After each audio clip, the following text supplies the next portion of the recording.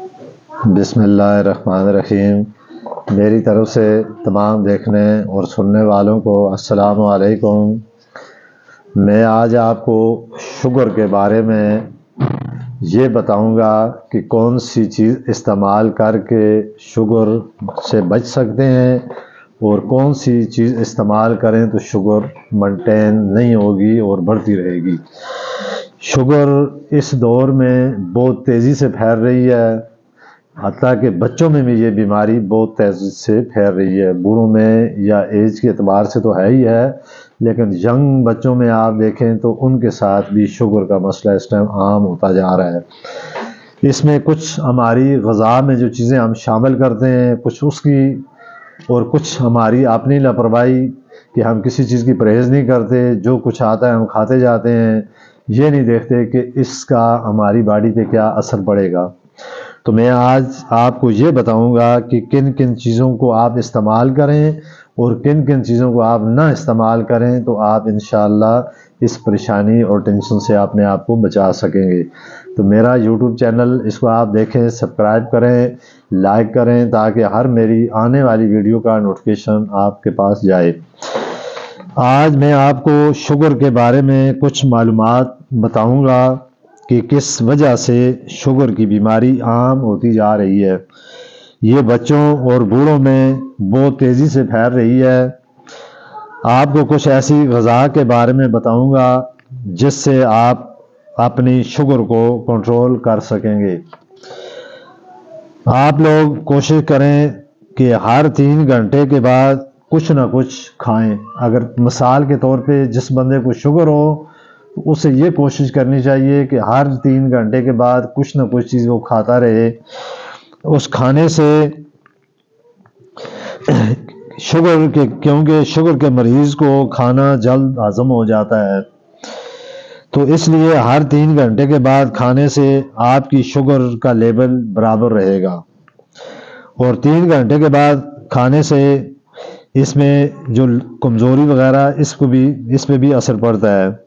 اس کے علاوہ کوشش کریں کہ روزانہ کم از کم 10 سے 12 گلاس آپ پانی پئیں، کیونکہ پانی جسم میں کمی کو پوری کرتا ہے اور شوگر کے مریض کے لیے پانی کا استعمال بہت ہی ضروری ہے۔ میں آپ کو بتاؤں کہ شوگر والے مریض کو کون سی سبزیاں کھا سکتا ہے اور کون سی نہ کھائے۔ زمین کے اندر اگنے والی سبزیوں کو بہت کم اور زمین کے اوپر اگنے والی سبزیوں کو بہت زیادہ استعمال کرے۔ پھر اسی طرح کن کن فروٹوں کو استعمال کرنا چاہیے۔ شوگر والے مریض کو آم، کھجور، کیلا، انگور اور انجیر کا استعمال نہیں کرنا چاہیے۔ یہ شوگر والے مریض کو بہت کم تعداد میں یا کم مقدار میں یہ چیزیں استعمال کرنی چاہیے۔ جبکہ سیب، خوبانی، اسی طرح آڑو اور امرود کا استعمال شوگر والے مریض کو روزانہ کرنا چاہیے۔ کوشش کریں گوشت کا استعمال کم سے کم کریں اور موٹے گوشت کا استعمال بالکل نہ کریں۔ چھوٹے گوشت کا استعمال آپ ہفتے بعد کر سکتے ہیں۔ مچھی اور مرغے کا گوشت شوگر والے مریض کے لیے استعمال کرنا کوئی حرج نہیں۔ شوگر کے مریض چینی، گڑ، شکر اور اس سے بننے والی تمام اشیاء کا استعمال نہ کریں۔ آئل سے بننے والی چیزیں جس طرح پکوڑے ہوتے ہیں یا کوئی بھی چٹپٹی چیزیں، ان کو بھی ہرگز استعمال نہ کریں۔